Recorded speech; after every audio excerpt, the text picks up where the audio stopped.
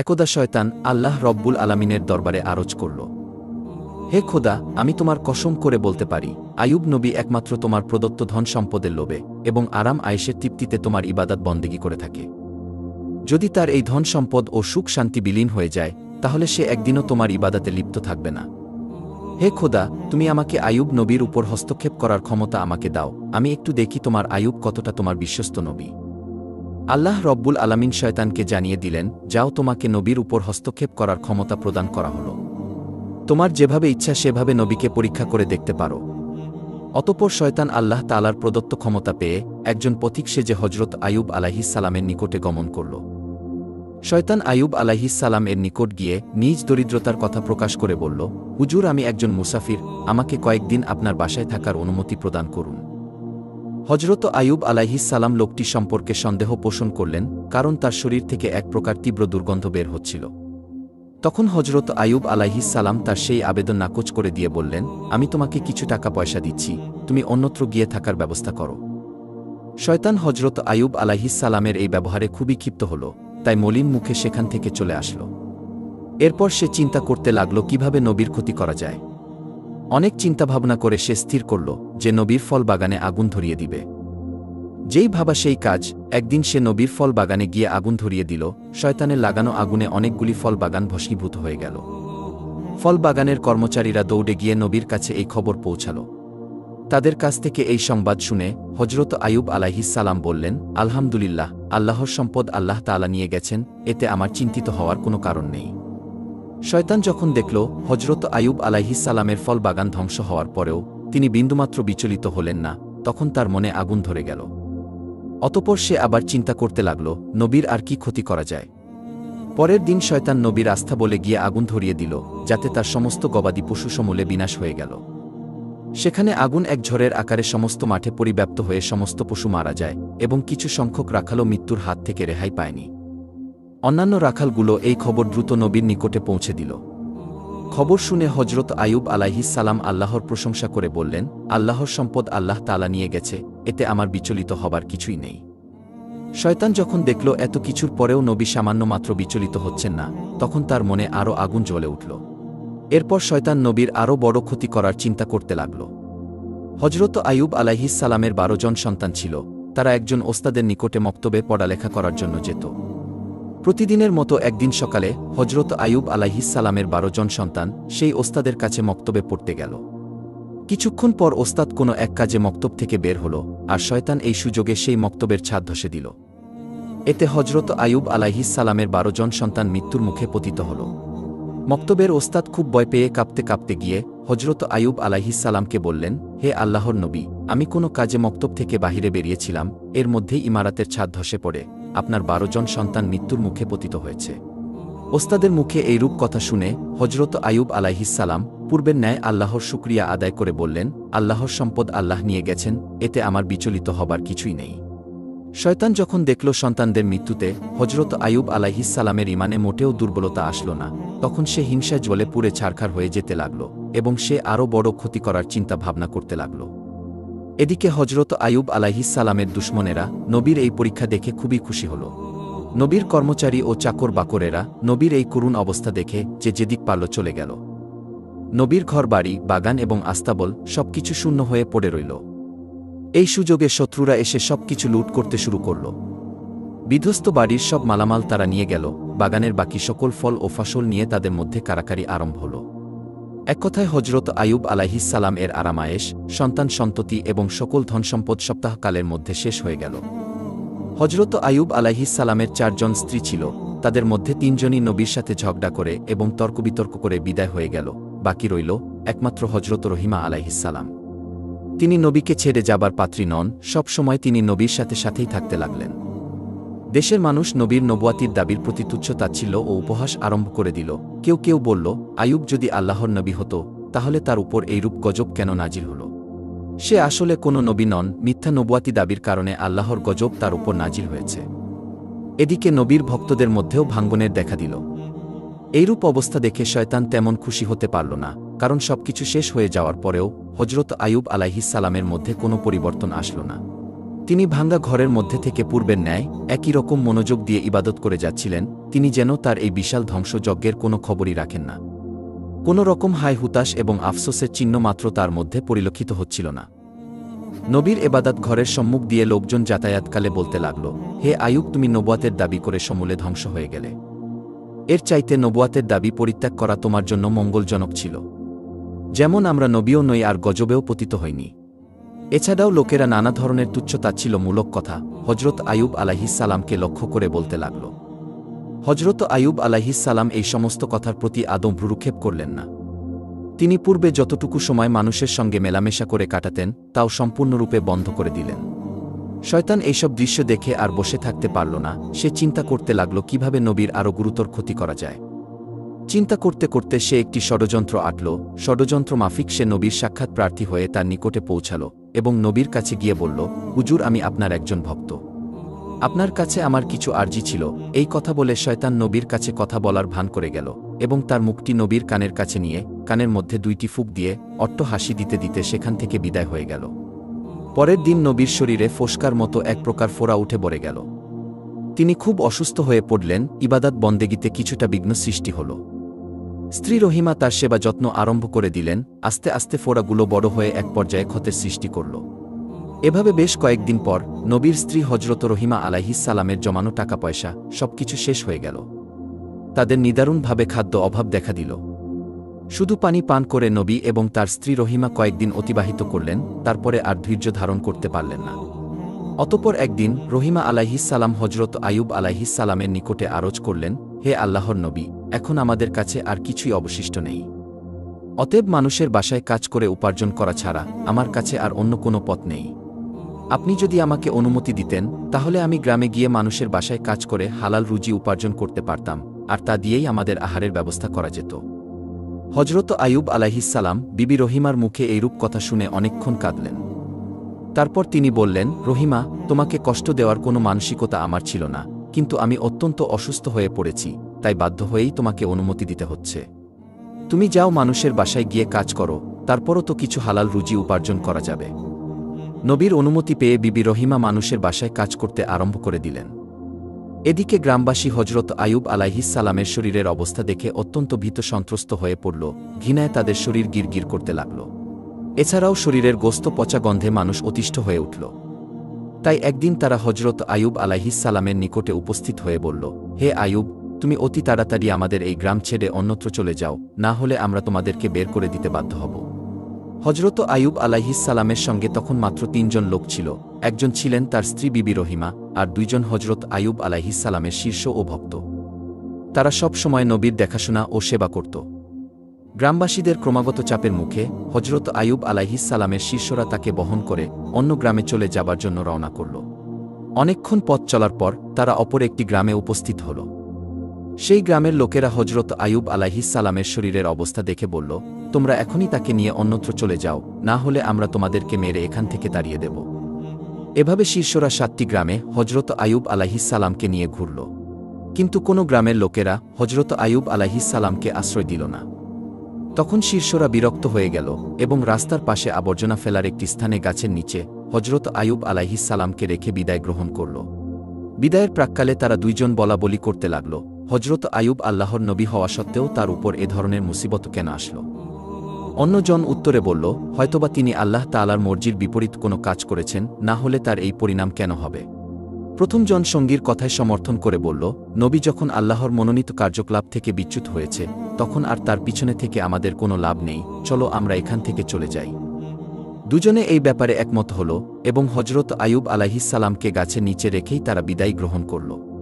হজরত রহিমা আলাইহিসসালাম নবীকে ছেড়ে বিদায় গ্রহণ করার পাত্রী নন, তাই তিনি সদা সর্বদা নবীর খেদমত করতে ব্যস্ত থাকতেন। অতঃপর হজরত রহিমা আলাইহিসসালাম খুব কষ্ট করে নবীকে নিয়ে জঙ্গলের একটি নির্জন স্থানে গিয়ে থাকার ব্যবস্থা করলেন। দিনের কিছু সময় গিয়ে মানুষের বাসায় এর কাজ করে যা সামান্য উপার্জন করতেন তা দ্বারা স্বামীর জন্য ঔষধ ও খাবারের ব্যবস্থা করতেন। আর এভাবেই দীর্ঘদিন অতিবাহিত হয়ে গেল। হজরত আইয়ুব আলাইহিসসালামের শরীরের কত কীট মরে যায়, আবার নতুনভাবে কত কীটের জন্ম হয়, এভাবে দিন দিন কীটের সংখ্যা বাড়া ছাড়া আর কমে না। তার শরীরের সামান্য হাড্ডি ও গোস্ত ছাড়া আর কিছুই অবশিষ্ট ছিল না। একদিন হজরত আয়ুব আলাইহিসসালামের শরীর থেকে কয়েকটি কীট গড়িয়ে মাটিতে পড়ে গেল। তখন হজরত আয়ুব আলাইহিসসালাম স্ত্রী রহিমাকে ডেকে বললেন, রহিমা, মানুষ মাটির তৈরি, মানুষ মৃত্যুবরণ করার পরে তার শরীরের হাড় এবং গোস্ত পুনরায় মাটিতে পরিণত হবে। মাঝখানে আল্লাহর কিছু পোকা যদি এই গোস্ত এবং রক্ত খেয়ে কিছুটা তৃপ্তি লাভ করতে পারে, তাতে আপত্তি কিসের? এতে অন্তত ওদেরকে খাবার দানের পূর্ণতা পাওয়া যাবে। অতএব যেই কীটগুলি গড়িয়ে মাটিতে পড়ে গেছে সেগুলিকে উঠিয়ে পুনরায় আমার শরীরের সঙ্গে লাগিয়ে দাও। হজরত রহিমা আলাইহিসসালাম স্বামীর আদেশ অনুসারে গড়িয়ে পড়া কীটগুলোকে পুনরায় তার শরীরের সঙ্গে লাগিয়ে দিলেন। এভাবেই সেদিন অতিবাহিত হয়ে গেল। অতঃপর একদিন হজরত রহিমা আলাইহিসসালাম গ্রামে গিয়ে কোনো কাজ পেলেন না। তখন তিনি খুবই দুশ্চিন্তাগ্রস্ত হয়ে পড়লেন, তিনি আজ তার স্বামীকে কিভাবে খেতে দিবেন। কাজের জন্য তিনি হন্য হয়ে সারা গ্রামে ছুটে বেড়াতে লাগলেন, কিন্তু তিনি কোথাও কোনো কাজ পেলেন না। অবশেষে তিনি একজন মহিলার কাছে গিয়ে বললেন, হে মহিয়সী নারী, আপনি আমাকে আজকের জন্য কিছু টাকা ধার দিন, আমি আগামী দিন এই টাকা আপনাকে পরিশোধ করে দেব। আমার স্বামী খুবই রোগাগ্রস্ত, আমি আজকে কোনো কাজের ব্যবস্থা করতে পারিনি। আপনি যদি আমাকে কিছু টাকা ধার দিতেন, তাহলে সেই টাকা দিয়ে আমি আমার স্বামীর জন্য ঔষধ ও খাবার নিয়ে যেতে পারতাম। আপনি আমার প্রতি একটু দয়া করুন, না হলে আমার স্বামীকে না খেয়ে থাকতে হবে। মহিলাটি হজরত রহিমা আলাইহিসসালামের কথা শুনে বলল, আমি কাউকে টাকা ধার দেই না, জীবনে অনেক মানুষকে টাকা ধার দিয়েছি, কিন্তু তারা কেউ আজ পর্যন্ত আমার টাকা ফেরত দেয়নি। অতএব তোমার এই ভাওতাবাজি অভিনয় বাদ দিয়ে সোজা বাড়ির পথ দেখো, আমি কোনো টাকা তোমাকে ধার দিতে পারব না। হজরত রহিমা আলাইহিসসালাম বললেন, তবে আমাকে কিছু কাজ দিন, আর সেই কাজের বিনিময়ে না হয় আমাকে কিছু টাকা দিবেন। তখন মহিলাটি বলল, আমার কাছে এখন কোনো কাজ নেই, তবে আমি তোমাকে একটি শর্তের বিনিময়ে টাকা দিতে পারি। তোমার মাথার চুলগুলো আমার খুব পছন্দ হয়েছে, তুমি যদি তোমার মাথার চুলগুলি কেটে আমাকে দিয়ে দাও, সেই চুলগুলোর বিনিময়ে আমি তোমাকে কিছু টাকা দিতে পারি।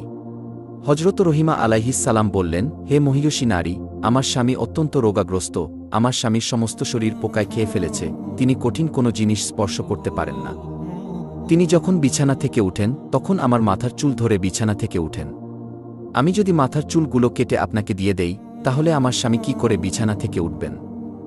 তখন সেই মহিলা বলল, ঠিক আছে, তাহলে তুমি তোমার মাথার অর্ধেক চুল কেটে আমাকে দিয়ে দাও, আমি সেই অর্ধেক চুলের বিনিময়ে তোমাকে টাকা দিব।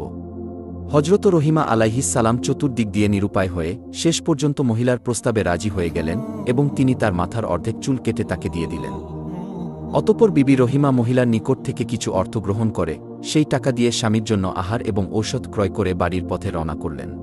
শয়তান যখন দেখল হজরত রহিমা আলাইহিসসালাম তার মাথার অর্ধেক চুল কেটে ফেলেছেন, শয়তান এই ঘটনা হজরত আয়ুব ও বিবি রহিমার মধ্যে ভুল বোঝাবুঝির জন্য একটি মোক্ষম সুযোগ হিসেবে গ্রহণ করল। এরপর শয়তান একজন দরবেশের রূপে হজরত আয়ুব আলাইহিসসালামের কাছে এসে বলল, হুজুর, আপনি একজন আল্লাহর নবী, অথচ আপনার স্ত্রীর চরিত্র অত্যন্ত জঘন্য। সে প্রায়ই বিভিন্ন জায়গায় চুরি করে এবং চুরির মাধ্যমে অন্যায়ভাবে অর্থ উপার্জন করে। এর ফলশ্রুতিতে আজকের চুরির ঘটনায় মানুষ তাকে হাতে নাতে ধরে ফেলেছে এবং তার মাথার অর্ধেক চুল কেটে দিয়েছে। সে বাড়িতে ফিরে আসলে আপনি এর সত্যতা দেখতে পারবেন। আমরা নবী হিসেবে আপনাকে অত্যন্ত শ্রদ্ধা করি, তাই আগে থেকেই আপনাকে এই ঘটনা জানিয়ে গেলাম। এই কথা বলে শয়তান সেখান থেকে বিদায় গ্রহণ করল। হজরত আয়ুব আলাইহিসসালাম শয়তানের এই কথায় বিশ্বাস করলেন এবং অত্যন্ত ক্রোধান্বিত হয়ে একাকী বললেন, আমার স্ত্রী এত নিম্ন স্তরে গিয়ে পৌঁছেছে, আমি কল্পনাও করতে পারি না। আমি আর তার উপার্জিত অর্থ খাব না। সে আমাকে এ যাবৎ অসৎ পথের উপার্জন খাইয়েছে, এজন্য আমি আল্লাহর কাছে অত্যন্ত অনুতপ্ত। তিনি আল্লাহর কাছে দোয়া করে বললেন, হে আমার মাবুদ, হে রহমানুর রহিম, তুমি আমাকে ক্ষমা করে দাও। আমি যদি সুস্থ হয়ে উঠি তাহলে অবশ্যই তাকে 100 বেতের আঘাত করব। আমি পুনরায় তোমার কসম খেয়ে বলছি, আমি সুস্থ হবার পরে অবশ্যই তাকে 100 বেতের আঘাত করব। হজরত আয়ুব আলাইহিসসালাম তার স্ত্রীর এমন খবর শুনে অত্যন্ত বারাক্রান্ত হয়ে রইলেন। সেদিন সন্ধ্যাবেলা হজরত রহিমা আলাইহিসসালাম ঘরে ফিরে আসার পর হজরত আয়ুব আলাইহিসসালাম তার সাথে কোনো কথা বললেন না। রহিমা আলাইহিসসালাম স্বামীর এরূপ অবস্থা দেখে অত্যন্ত বিনয়ের সাথে তার কাছে গিয়ে জিজ্ঞাসা করলেন, হে প্রাণের স্বামী, আপনার কি হয়েছে? কেন আপনি আমার সঙ্গে কোনো কথা বলছেন না? কিন্তু হজরত আয়ুব আলাইহিসসালাম তার কথার কোনো উত্তর দিলেন না। এরপর হজরত রহিমা আলাইহিসসালাম তার কাছে খাবার ও ওষুধ পরিবেশন করলেন, কিন্তু হজরত আয়ুব আলাইহিসসালাম তাও প্রত্যাখ্যান করলেন। তখন রহিমা আলাইহিসসালাম হজরত আয়ুব আলাইহিসসালামের 2 পা জড়িয়ে ধরে বললেন, হে প্রাণের স্বামী, দয়া করে আপনি আমাকে বলুন, কেন আপনি আমার প্রতি মনক্ষুণ্ণ হয়েছেন? হজরত আয়ুব আলাইহিসসালাম বললেন, তোমার চরিত্র এতটা নিচে নামতে পারে আমি কল্পনাও করতে পারিনি। তুমি চুরি করে এতদিন আমাকে খাবার খাইয়েছ, তুমি অসৎ পথের উপার্জন আমাকে খাইয়েছ, আমি এটা কল্পনাও করতে পারছি না। আমি না জেনে তোমার উপার্জন খেয়েছি। আজকে একজন দরবেশ আমার কাছে এসে তোমার ব্যাপারে জানিয়ে গেল। সে বলল, তুমি চুরির কারণে হাতে নাতে ধরা পড়েছ, আর তার কারণেই মানুষ তোমার মাথার অর্ধেক চুল কেটে দিয়েছে। হজরত রহিমা আলাইহিসসালাম স্বামীর মুখে এই কথা শুনে যেন আকাশ থেকে মাটিতে পড়লেন, এবং তার দুই চোখ দিয়ে দর দর করে অশ্রু গড়িয়ে পড়তে লাগল। তখন তিনি দুই হাত তুলে আল্লাহর দরবারে ফরিয়াদ করে বলতে লাগলেন, হে আল্লাহ, হে রহমানুর রহিম, তুমি সবকিছুই জানো। আমি কি উদ্দেশ্যে কি করেছি, কিছুই তোমার অগোচরে নয়। আমার স্বামীকে কে বা কারা মিথ্যা অভিযোগ শুনিয়ে আমার ব্যাপারে বিভ্রান্ত করে তুলল, আমি কিছুই জানি না। হে মহান আল্লাহ, তুমি আমার স্বামীকে সঠিক ঘটনাটি অবগত করো। হে রহমানুর রহিম, আমি এই জন্য কোনো মানুষের কাছে দরনা দিতে যাব না। তুমি আমার একমাত্র ভরসা, তুমি সর্বশ্রেষ্ঠ বিচারক, অতএব এর বিচার তুমি করো। হে প্রভু, যেই জালিম আমার স্বামীকে আমার ব্যাপারে কুধারণা সৃষ্টি করেছে, তার তুমি সঠিক বিচার করো। হজরত রহিমা আলাইহিসসালামের এই ফরিয়াদ শুনে আল্লাহর আরশ কেঁপে উঠল। তখনই আল্লাহ রব্বুল আলামিন হজরত জিব্রাইল আলাইহিসসালামকে হজরত আয়ুব আলাইহিসসালামের নিকটে পাঠিয়ে দিলেন। হজরত জিব্রাইল আলাইহিসসালাম আয়ুব আলাইহিসসালামের নিকটে এসে বললেন, হে আল্লাহর নবী, আপনার স্ত্রী অত্যন্ত সৎ ও নেককার। শয়তান দরবেশের রূপে আপনার কাছে এসে আপনাকে বিভ্রান্ত করে আপনার স্ত্রীর ব্যাপারে কুৎসা বর্ণনা করেছে। প্রকৃতপক্ষে আপনার স্ত্রীর কোনো দোষই নেই। অতএব আপনি আপনার স্ত্রীর পরিবেশিত খাদ্য গ্রহণ করুন এবং আপনি তার প্রতি রাজি ও খুশি হয়ে যান। হজরত জিব্রাইল আলাইহিসসালামের বক্তব্য শুনে হজরত আয়ুব আলাইহিসসালাম বিবি রহিমাকে ডেকে বললেন, রহিমা, তুমি আমাকে ক্ষমা করে দাও। শয়তান তোমার ব্যাপারে আমাকে মিথ্যা সংবাদ শুনিয়ে বিভ্রান্ত করেছিল, যা আমি বুঝতে সক্ষম হইনি। আর তুমি আমার প্রতি মনক্ষুণ্ণ থেকো না, কারণ আমি না বুঝে এই সকল কথা তোমাকে বলেছিলাম, আর কখনোই তোমার প্রতি আমি রাগ করব না। বিবি রহিমা প্রতিদিন কাজের বিনিময়ে কিছু অর্থ উপার্জন করে জীবিকার ব্যবস্থা করতেন। শয়তান যখন নবীকে হজরত রহিমা আলাইহিসসালামের ব্যাপারে অভিযোগ করে কোনো সুফল পেল না, তখন সে একজন বৃদ্ধ মানুষের রূপে একদিন হজরত রহিমা আলাইহিসসালামকে পথিমধ্যে জিজ্ঞাসা করল, মা, তোমাকে এমন দুরবস্থাগ্রস্ত দেখাচ্ছে কেন? হজরত রহিমা আলাইহিসসালাম উত্তর দিলেন, আমার স্বামী খুবই অসুস্থ, তার শরীরে ঘা হয়েছে এবং তাতে পোকা জন্মেছে। তার শরীরের রক্ত ও গোস্ত পোকায় খেয়ে হাড্ডি বের করে দিয়েছে। তাই আমি তাকে নিয়ে দিবারাত্র খুবই চিন্তায় থাকি। এই শুনে বৃদ্ধ লোকটি বলল, আমি এই রোগের একটি ওষুধের কথা তোমাকে বলে দিতে পারি। যদি তুমি তোমার স্বামীকে না জানিয়ে এটা ব্যবহার করতে পারো, তাহলে একদিনের মধ্যে এই রোগ থেকে সে মুক্তি লাভ করতে সক্ষম হবে। বিবি রহিমা বললেন, হুজুর, দয়া করে আমাকে ওষুধের নামটি বলে দিন, আমি এটা ব্যবহারের চেষ্টা করব। তখন বৃদ্ধ বলল, এই ওষুধ সম্পর্কে যদি তোমার স্বামীকে পূর্বেই অবগত করে দাও, তাহলে সে এই ওষুধ ব্যবহার করতে অস্বীকার করতে পারে। অতএব তুমি যদি তাকে না জানিয়ে ব্যবহার করতে পারো, তাহলে অবশ্যই সে আরোগ্য লাভ করবে। অতঃপর বৃদ্ধ লোকটি বিবি রহিমাকে জিজ্ঞাসা করল, মা, তোমার স্বামীর নাম কি? বিবি রহিমা বললেন, আমার স্বামীর নাম হজরত আয়ুব, তিনি আল্লাহ তাআলার একজন নবী। প্রথম জীবনে তিনি খুবই সম্পদশালী ছিলেন, পরবর্তীতে আল্লাহ রব্বুল আলামিন তাকে বিভিন্ন বালা মুসিবত দিয়ে পরীক্ষায় ফেলেছেন, এখন তিনি কঠিন রোগে আক্রান্ত। শয়তান বিবি রহিমার কথা শুনে বলল, তাকে যখন গ্রামের মানুষেরা গ্রাম থেকে বের করে দিয়েছিল, তখন আমি তাকে একবার দেখেছিলাম, তার জন্য আমার কাছে উপযুক্ত ওষুধ আছে। বিবি রহিমা বললেন, হুজুর, দয়া করে তাহলে আমাকে সেই ওষুধটি প্রদান করুন। তখন বৃদ্ধ লোকটি বলল, তুমি এখানে একটু অপেক্ষা করো, আমি ওষুধ এনে এখনই তোমাকে দিচ্ছি। এই কথা বলে বৃদ্ধ লোকটি চলে গেল। বিবি রহিমা বৃদ্ধের অপেক্ষায় সেখানে দাঁড়িয়ে রইল। কিছু সময় পর বৃদ্ধ লোকটি এক বোতল পানি জাতীয় ওষুধ এবং এক প্রকারের গোস্ত জাতীয় ওষুধ নিয়ে রহিমা আলাইহিসসালামের নিকটে হাজির হল। শয়তান রহিমার হাতে বোতল তুলে দিয়ে বলল, এই ওষুধ তার শরীরে লাগাবে, এবং গোস্ত জাতীয় ওষুধ দিয়ে বলল, এটা ভুনা করে তাকে খেতে দিবে, তাহলে দেখবে আগামী দিনের মধ্যেই তার শরীর অর্ধেক সুস্থ হয়ে গেছে। এভাবে পরের দিনেও লাগালে 2 দিনের মধ্যেই তিনি আরোগ্য লাভ করবেন। হজরত আয়ুব আলাইহিসসালাম আল্লাহর নবী এবং আমাদের পথ প্রদর্শক, তার প্রতি আমাদের প্রাণের গভীর আকর্ষণ রয়েছে। অতএব তার সামান্য উপকার করতে পারলে নিজেকে ধন্য মনে করব। আমি তার একজন কঠিন ভক্ত, কিন্তু শত্রুদের সতর্ক বিরোধিতার কারণে আমি তার কোনো খোঁজ খবর নিতে পারিনি। তবে আগামীতে আমি তার কাছে গিয়ে দেখা করব। এই ধরনের লম্বা বক্তৃতা দিয়ে শয়তান বিবি রহিমার আস্থা অর্জন করে সেখান থেকে বিদায় গ্রহণ করল। বিবি রহিমা ওষুধ নিয়ে নবীর কাছে পৌঁছালেন। প্রথমে তিনি নবীর আহার সম্পন্ন করালেন। এরপর তিনি অনেক চিন্তা ভাবনা করতে লাগলেন কিভাবে নবীকে এই ওষুধ দেওয়া যায়, কিন্তু শেষ পর্যন্ত তিনি নবীকে না জানিয়ে সেই ওষুধ ব্যবহার করতে সাহস পেলেন না। তাই তিনি নবীর কাছে গিয়ে বললেন, হে আল্লাহর নবী, আজ এক বৃদ্ধ লোক আপনার জন্য আমাকে এক প্রকার ঔষধ দিয়েছেন এবং তিনি বলেছেন এই ওষুধ মাত্র 2 দিন ব্যবহার করলেই আপনি পরিপূর্ণ আরোগ্য লাভ করবেন। হজরত আইয়ুব আলাইহিসসালাম বিবি রহিমার কথা শুনে বললেন, হে রহিমা, তুমি কি মনে করো আমার এই রোগ ওষুধে আরোগ্য লাভ করার মতো রোগ? এটা আল্লাহ রব্বুল আলামিন আমাকে দিয়েছেন এবং তিনি এই রোগ সারিয়ে তুলবেন, কোনো ওষুধে এই রোগ সারবে না। হজরত রহিমা আলাইহিসসালাম স্বামীর কথা শুনে বললেন, যিনি এই ওষুধ আমাকে দিয়েছেন তিনি একজন মুসলিম এবং তিনি আপনার একজন ভক্ত, তাই তার ওষুধের ব্যাপারে আমার কোনো সন্দেহ নেই, এখন আপনার মর্জির উপর নির্ভরশীল। হজরত আইয়ুব আলাইহিসসালাম বললেন, ঠিক আছে, তুমি ওষুধগুলো রেখে দাও, আল্লাহ তাআলার পক্ষ থেকে এ ব্যাপারে কোনো সংবাদ না পেলে আমি এই ওষুধ ব্যবহার করতে পারি না।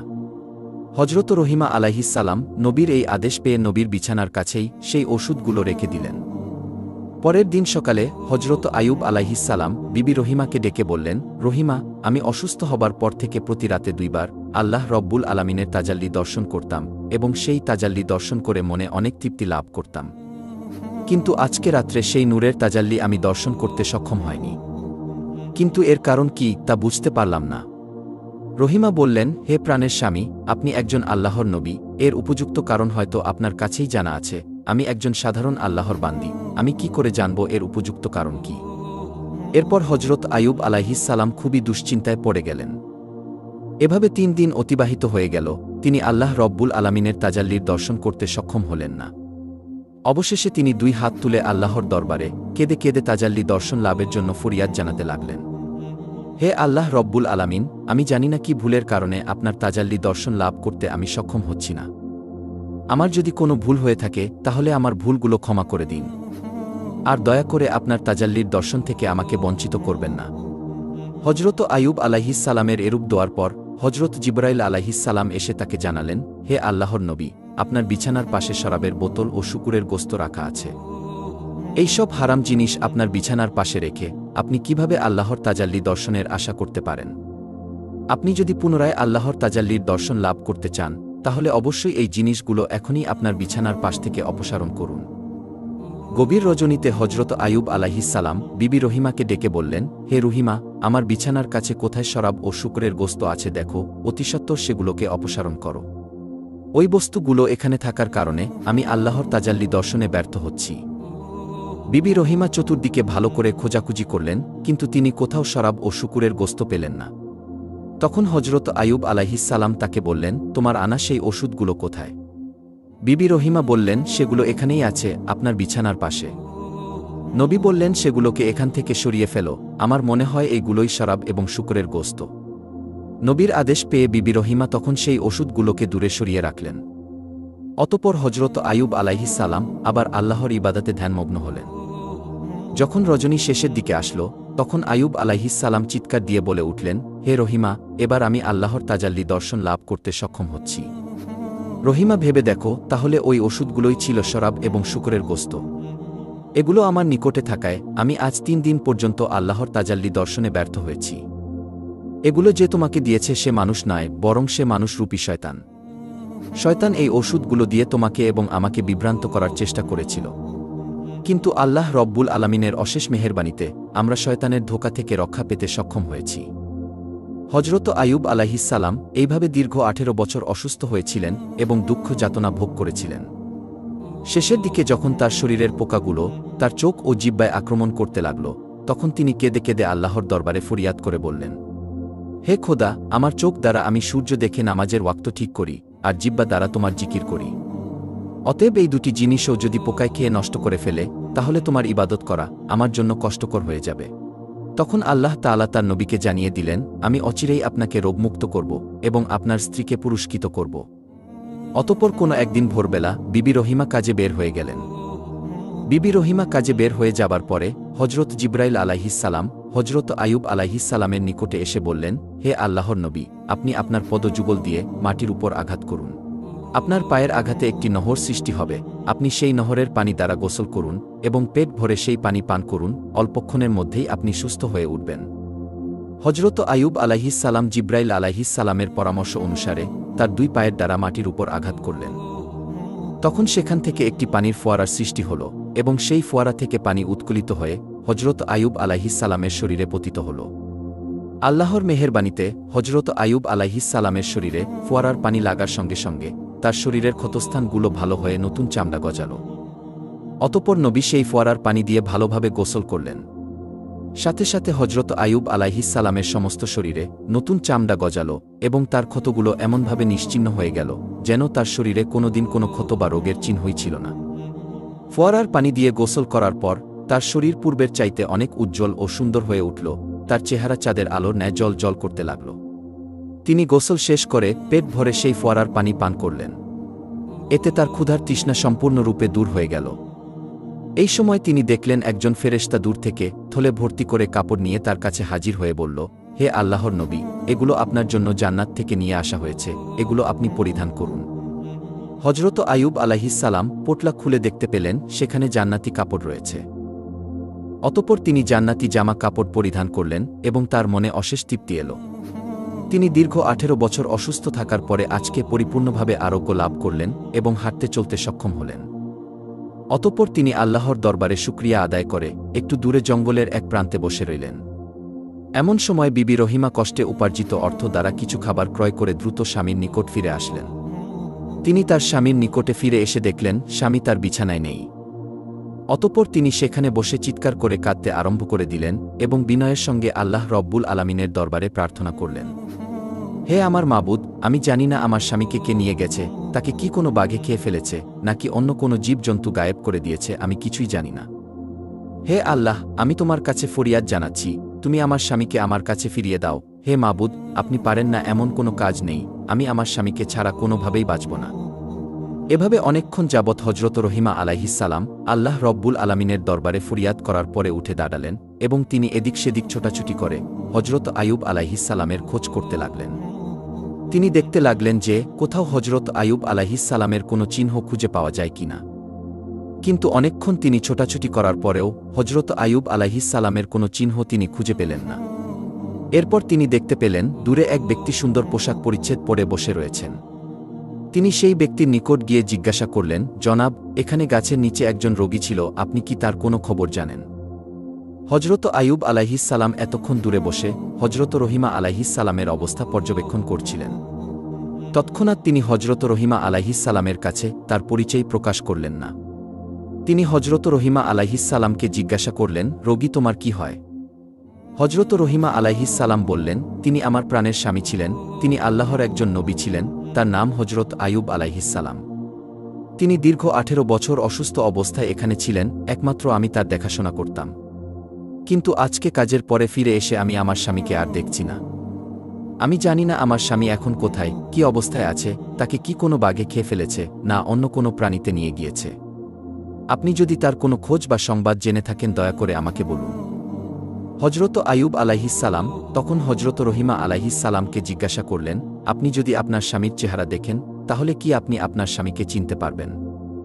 হজরত রহিমা আলাইহিসসালাম উত্তর দিলেন, কি বলেন জনাব, যেই স্বামীর দীর্ঘ 18 বছর দেখাশোনা করলাম তার চেহারা দেখলে আমি চিনতে পারব না? আমি অবশ্যই তাকে চিনতে পারব। অতঃপর হজরত আইয়ুব আলাইহিসসালাম তার চেহারা থেকে কাপড় সরিয়ে বললেন, দেখুন তো এই ব্যক্তিকে চিনতে পারেন কিনা। বিবি রহিমা আলাইহিসসালাম যখন হজরত আইয়ুব আলাইহিসসালামের নুরানি চেহারার দিকে দৃষ্টিপাত করলেন তখনই তিনি হাউমাউ করে কেঁদে উঠলেন এবং তাকে জড়িয়ে ধরে বললেন, হে আল্লাহর নবী, আল্লাহ রব্বুল আলামিন আপনাকে এইভাবে সুস্থ করে তুলবেন আমি স্বপ্নেও কল্পনা করতে পারিনি। আমি তো আপনার চিন্তায় অস্থির হয়ে পড়েছিলাম। আল্লাহর দরবারে লাখো কোটি শুকরিয়া যে তিনি আপনাকে সুস্থ করে দিয়েছেন এবং পুনরায় আমার কাছে ফিরিয়ে দিয়েছেন। এইভাবে স্বামী এবং স্ত্রী অনেকক্ষণ যাবৎ কান্না করতে লাগলেন এবং আল্লাহ রব্বুল আলামিনের দরবারে দুজনেই অশেষ কৃতজ্ঞতা জ্ঞাপন করলেন। অতঃপর হজরত আইয়ুব আলাইহিসসালাম বিবি রহিমাকে জানালেন কিভাবে তিনি সুস্থ হলেন এবং কিভাবে হজরত জিব্রাইল আলাইহিসসালাম তাকে সুস্থ করার জন্য নহর তৈরি করে দিলেন। এরপর হজরত আইয়ুব আলাইহিসসালাম তার স্ত্রীকে সেই নহরে গোসল করার জন্য অনুরোধ করলেন। স্বামীর কথা মতো হজরত রহিমা আলাইহিসসালাম সেই নহরে গোসল করলেন। নহরে গোসল করার সাথে সাথে হজরত রহিমা আলাইহিসসালামের চেহারাও চাঁদের ন্যায় জল জল করতে লাগল। 18 বছরের যুবতীর ন্যায় তার শরীরে রূপ লাবণ্য ফিরে আসল। এরপরে হজরত আইয়ুব আলাইহিসসালাম তার স্ত্রীকে নিয়ে নিজের বাড়িতে ফিরে আসার জন্য রওনা করলেন। কিছু পথ অতিক্রম করতেই তারা তাদের বাড়িতে এসে দেখলেন তাদের দালান কোটা পূর্বের ন্যায় অক্ষত অবস্থায় রয়েছে। অতঃপর তারা ভিতরে প্রবেশ করে দেখলেন তাদের ছেলেমেয়েরা সকলে বসে খেলা করছে। পিতামাতাকে দেখে তারা সকলে এসে তাদেরকে জড়িয়ে ধরল এবং তারা জিজ্ঞাসা করল, আপনারা কয়েকদিন যাবৎ কোথায় ছিলেন? হজরত আইয়ুব আলাইহিস সালাম তাদেরকে বললেন, আমরা আল্লাহ তাআলার দাওয়াতে গিয়েছিলাম। তখন ছেলে মেয়েরা হাউমাউ করে কেঁদে উঠল এবং তাদেরকে বলল, কেন আপনারা আমাদেরকে একা রেখে দাওয়াতে গিয়েছিলেন? উত্তরে হজরত আইয়ুব আলাইহিস সালাম বললেন, এই কথা তোমাদেরকে পরে বলব। এদিকে মাঠের খাদেমগণ এসে বলল, হে আল্লাহর নবী, আপনার পশু পাখি ও বাগবাগিচা যা কিছু ধ্বংস হয়েছিল, আজকের তা আবার পুনরায় আমরা আগের অবস্থায় ফিরে পেয়েছি। এগুলো কিভাবে সব আগের অবস্থায় ফিরে আসলো আমরা কিছুই জানি না। কিছুক্ষণ পরে কয়েকজন খাদেম এসে বলল, হুজুর, আপনার ধন সম্পদ এবং আসবাবপত্র লোকেরা যা লুট করে নিয়েছিল তার সম্পূর্ণ আমরা ফিরে পেয়েছি। সমস্ত মালপত্র আমাদের এই প্রাসাদের কয়েকটি কক্ষে রক্ষিত আছে। হজরত আইয়ুব আলাইহিস সালামের আরও কয়েকজন পুরাতন খাদেম এসে তার বন্ধুবান্ধব এবং তার উম্মতগণের আগমন ও খোঁজ খবর নেওয়ার কথা নবীকে জানালেন। নবী এই সকল খবর শুনে পুনরায় আল্লাহ রব্বুল আলামিনের ইবাদতে মশগুল হলেন।